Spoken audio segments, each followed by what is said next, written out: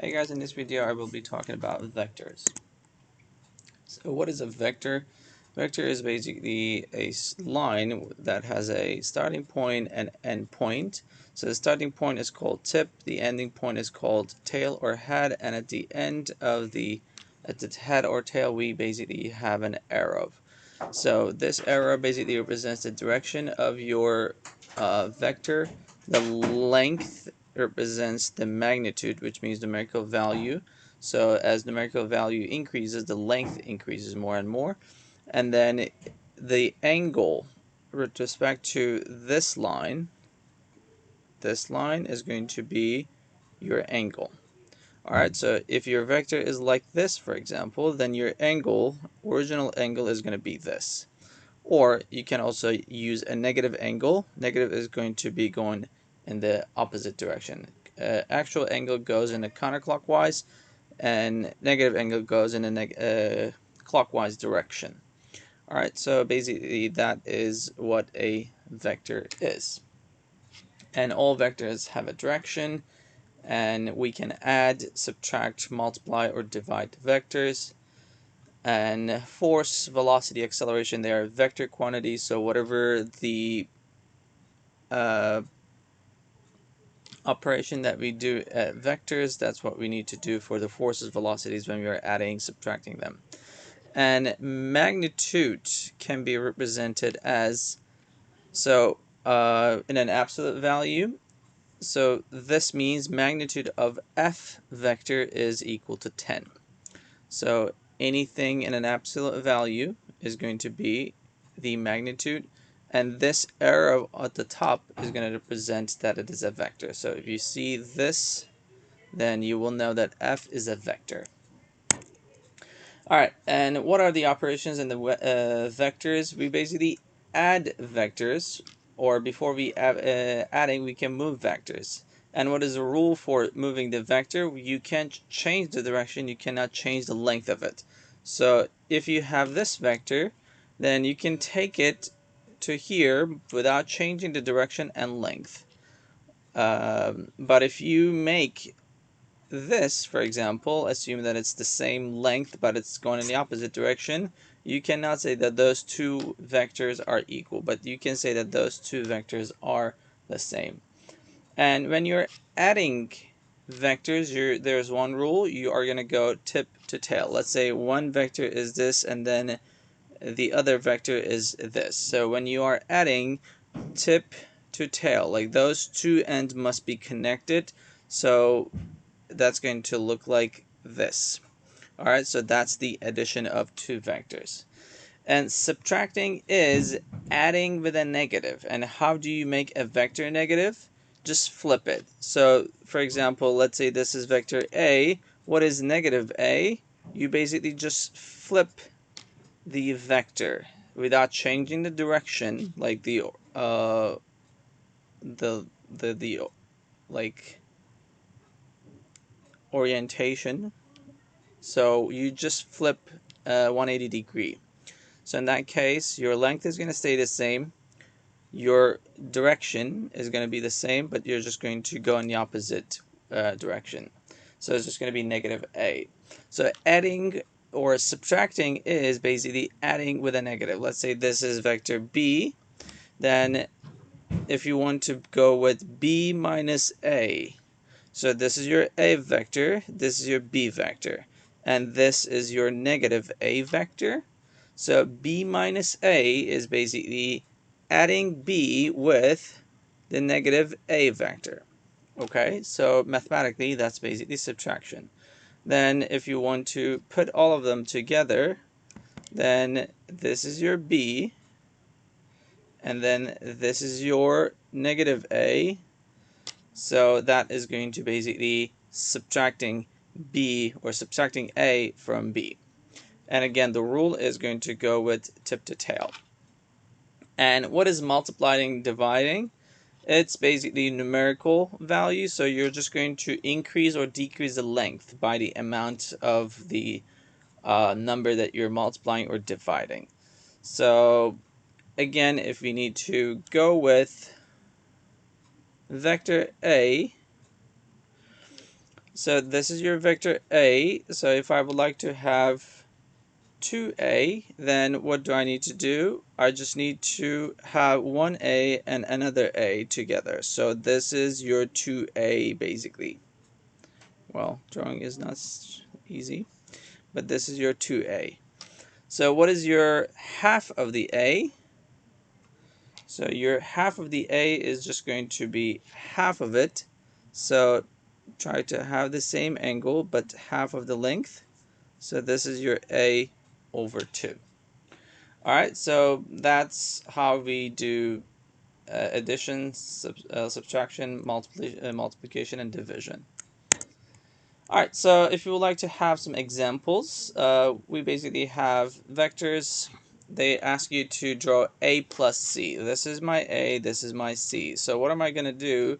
I'm going to add A and C. So we know that we can actually move the vectors without changing direction and length. So A is 2 by 2. So I'll just have this A 2 by 2. And then they want me to add C to it. So C is 2 units up, and the rule is, remember, going to go from tip to tail. So this is the tip, so I'm going to start with the tail, which is this. So I'm going to basically go 2 units up. So this is my C, and this entire thing is A plus C. And in the next one, they ask you to have B plus C plus, B plus C minus E. So what are we going to do? We're going to take B as it is, 3 units down, 1 units right. So 3 units down, 1 unit right. So this is my B. And then I'm going to add C to it. So again, the rule will not change. So this is your tip. Then you're going to start with the tail. Then you're going to basically start from this point, and then you're going to go 2 units up. So you're going to go 2 units up. So this is your C. And then we want to subtract E from that. So E is going to the left 2 units. So what will be negative E? It's basically flipping the vector to the opposite direction. So that's basically negative E. Then you are going to continue with the addition rule. So you're just going to add this guy to the head of the previous vector. Alright, so that's basically B plus C minus E. Alright, and then next they want you to have D minus 2E. So D minus 2E, we're going to take D as it is, 3 units left, 1 units down. So 3 units left, 1 units down. So this is my D. And then negative 2E. So my E is actually 2 units left. Negative E is 2 units right.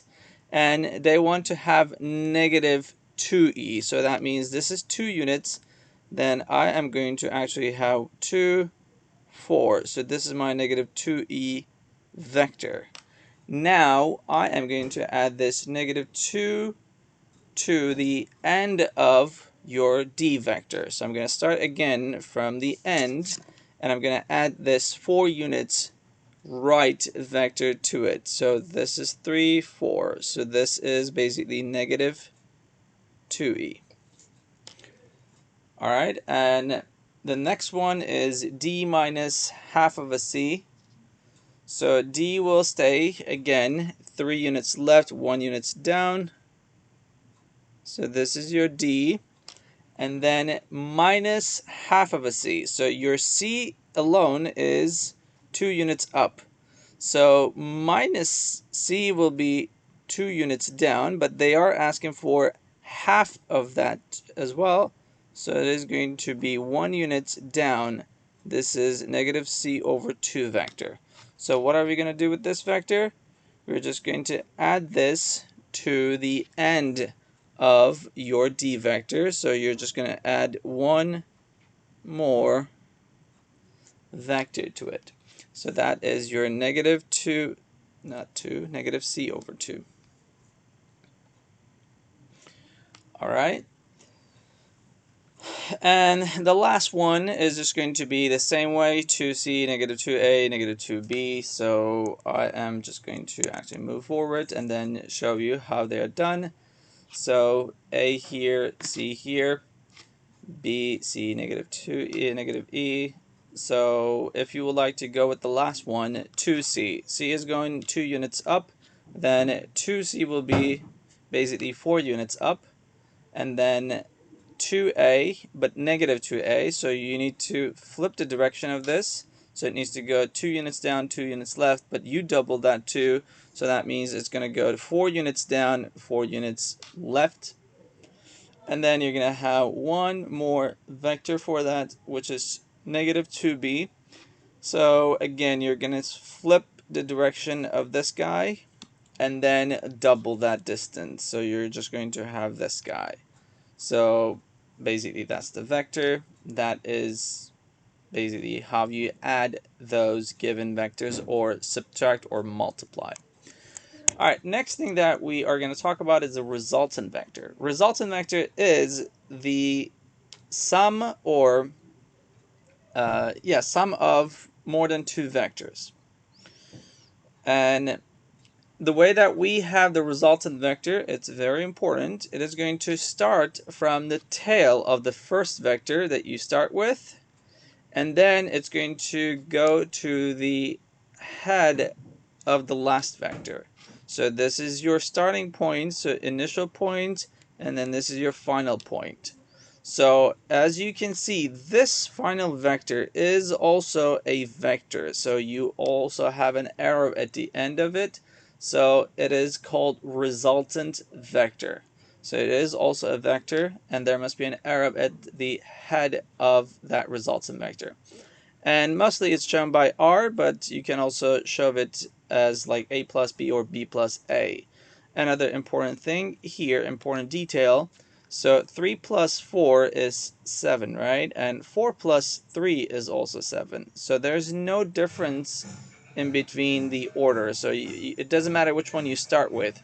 You can either start with B vector or A vector. As long as you add those two, your resultant vector will be the same. And what is the resultant vector of A minus B? So this is your vector A, this is your vector B. So since you're subtracting, you're going to basically flip the vector B. And what is your resultant vector?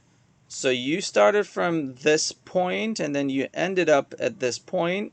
So your resultant vector is going to start from here and then go up to that final location.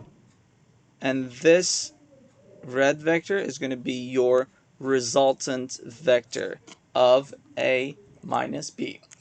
So if you want to go with the resultant vector of the previous examples, for example, so you're always going to go to the initial and final points. And then your resultant vector is going to be the line, straight line in between those two initial and final points. All right, so that's what a resultant vector is. So if you add the vectors correctly, you just know where you started from and know where you ended, and draw your vector from the beginning to the end point and make sure that it is also a vector which has a arrow at the head of it. All right, next part is components of a vector. So most of the vectors are not going to be straight on a x or y axis. So most of them are going to have components, which means they're going to have an angle. So if you have a vector with an angle, then we need to find the component of that vector. So what is the component of a vector? So this is my vector A. So the projection, if you go to the tip of it and then actually draw a straight line, perpendicular line to the x-axis, wherever it actually intersects, you put a dot there, and this is your starting point for the vector A. So this vector, starting from the tail to the point where it intersected on the x-axis, is going to be your x component, and it's going to be basically shown by A sub x. And if you do the same thing for the y-axis, you draw a straight line, perpendicular line to your y-axis, and wherever you intersect, basically you go start from your initial point and then go to this point where you intersect it, and then this is going to be your y component of vector A. So this is physical, like drawing, and this is going to be the angle of the vector. So AX is the x component of vector A, AY is the y component of vector A. So what is going to be the numerical solution for that? So in this case, we're going to use sine, cosine, and for the angle, we'll also use tangent. So AX is basically, all right, let me erase this first. So your vector A, and this is your vector x component of your A vector. Since we can move this AY right here, because remember, we are able to move vectors without changing their directions and their lengths. So it is the same length and same direction. So this is AY.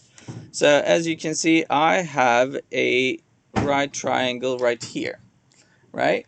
So then I can use trigonometric function properties basically.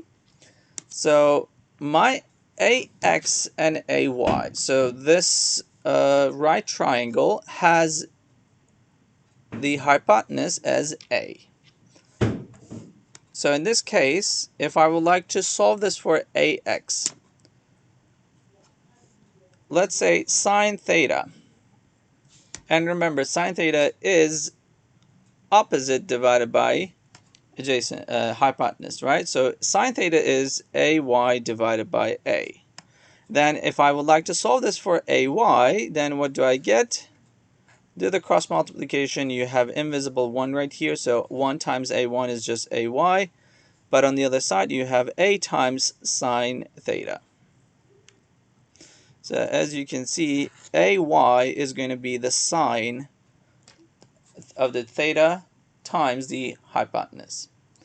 And if you do the same thing for the AX, this is your adjacent. And for adjacent, we basically use cosine, or if you want to go with the cosine theta, then you're going to go with adjacent divided by hypotenuse, which is AX over A. And if you solve this for AX, then you are going to get basically A times cosine theta. So your AX is going to be A times cosine theta. And you guys need to get familiar with that concept because we're going to use this angle with a vector a lot. So you guys need to be able to figure out how to find this AX and AY numerically. That's going to be important. And again, the idea is if you are adjacent to the angle, then it is cosine times hypotenuse. If you're opposite side of the angle, then it is sine of the angle times hypotenuse. Alright, so this is how we find AX and AY.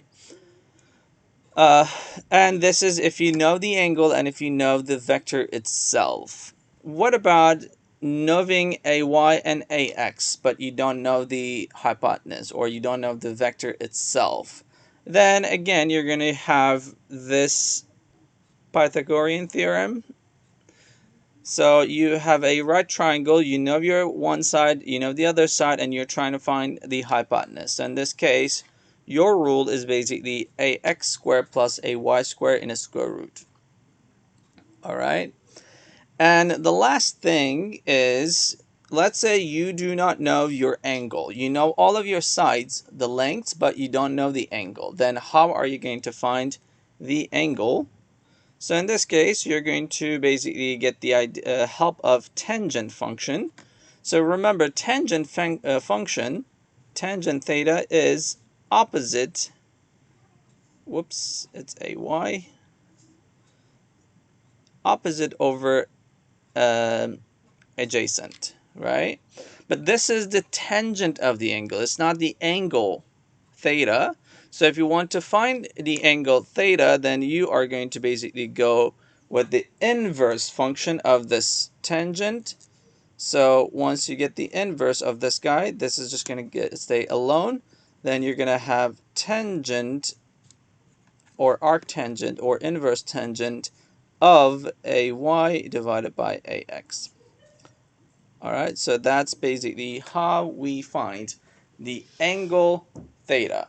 So you have 1, 2, 3, 4 unknowns in this equation or in this setup: AY, AX, theta, and A. Depending on which one you know, you are going to be able to find any of the unknowns in this setup. And these are basically the ways that you find it. Alright, let's see some more like trigonometric functions. You should have seen 3, 4, 5 special triangle. So once you have 3, 4, 5 ratio in between the sides, then you know that the angles of this triangle is 53, 37, and 90 degree for sure. Okay? So, but it says x for all of them. What does that mean? X can be 1, x can be 2. So if x is 2, then it's going to be basically twice of the size. So it's going to be 6, 8, 10. All right, so that's also a special triangle. It's just a twice of the values. So, and if you look at the angle correspondences, for large angle, small angle, you're going to have shorter side, and for the larger angle you're going to have longer side. Alright, so across 37 you're going to have 3x, across 53 you're going to have 4x. What is the other special triangle? 30, 60, 90. So across 90 you have, let's say, 2x, across 30 you're going to have half of it, and across 60 you're going to have square root of 3 times of what you have across 30. Alright, so these are the ratios of the side, and when you have this 30, 60, 90 special triangle, those values, 2x, x, and x root 3, that must be the ratio in between the sides. And if you have basically 45, 45, 90, then you're going to have x, x, and x root 2 as your side ratio. Alright, so these are special triangles, and if you know those angles, then it's going to make your calculations easier. Alright, so if you know the special triangles, then you don't really need to know the special functions. For example, sine 30. I never know what sine 30 is, but I know of this special triangle, right? So what is sine 30? This is my angle 30. Across I have x, hypotenuse I have 2x. So sine 30 is basically 1 over 2, which is 0.5. Alright, so what is cosine 30 then? Cosine 30. Again, you don't need to memorize it. You just know that special triangle, then you can like figure out all of them. So this is adjacent divided by hypotenuse. X will cancel out, so that's going to be root 3 divided by 2. Alright, so that's how we actually know the special angle quantities for the trigonometric functions. Alright. Alright, let's have some numerical examples. Calculate the unknowns. So AX is 15. That's what they tell me. So first I need to have my AX. I'm just going to have one of them, but the others I'll just show you the solution. So you basically need to go, first of all, you need to have the coordinates starting from the tail of the vector. So this is your coordinates, and once you have this, you're just going to basically go to the head or tip of the vector and then draw 90-degree lines to both x and y, and then mark those points. Alright, and now you know where they end and you know where they start. So what you're going to do next is basically draw your vectors. So this is your So this is the starting point, this is the end point. So this is going to be the shape of the vector AX. And the next thing that I need to have is the AY. This is the end point, this is the start point. So my vector for AY is going to look like this. So that's my fabulous AY. And now they gave me some numbers. So AX is 15. So, alright, I'm not going to be sticky with the colors. So this is 15. So now if you look at the triangle, this hypotenuse is 30 and one side is 15. And they're asking for AY. So then it should basically remind me the special triangle, because I have hypotenuse a 2x and then across a 30 I have half of it. So I have 30 and I have half of it. So what does that mean? This angle right here must be 30. And if I have 2x and x, what do I have for the other side? X root 3. So I need to have 15 square root of 3, right? So now basically they ask for angle theta. Well, we didn't specify, but theta is going to be this angle most of the time. It's going to be the angle from your horizontal axis. So if this top angle is 30, then that must be 60 degrees. So my angle theta is 60 and my AY is 15 square root of 3. I didn't do any math, I just basically used the special triangle rule. But if we need to go with, well, I started solving from the last one. Alright, let's see the last one. They give you CX, they give you CY, and then they ask you what is C, what is the angle. So first of all, we need to basically sketch the X and Y components of it.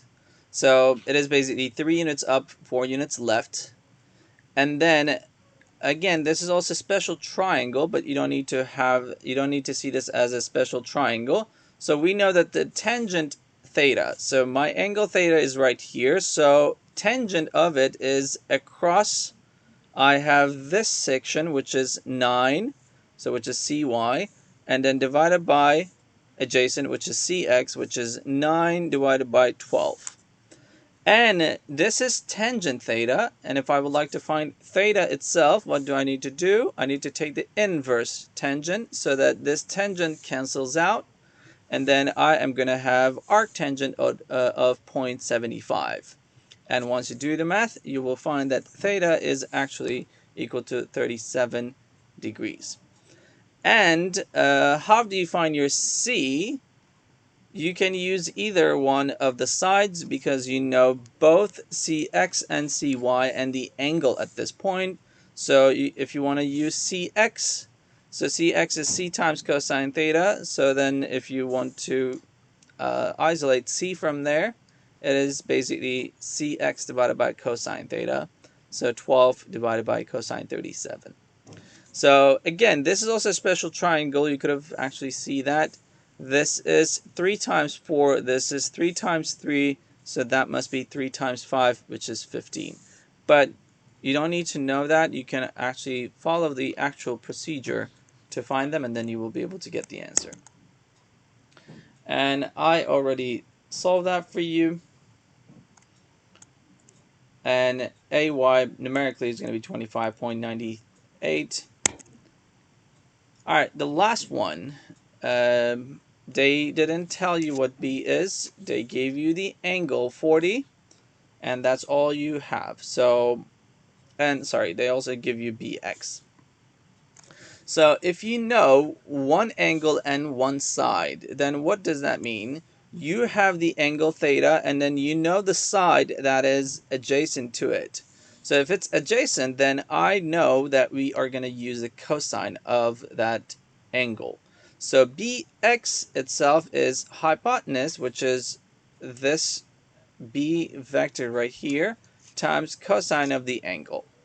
And b, if I would like to isolate b in this equation, it is going to be bx divided by cosine theta.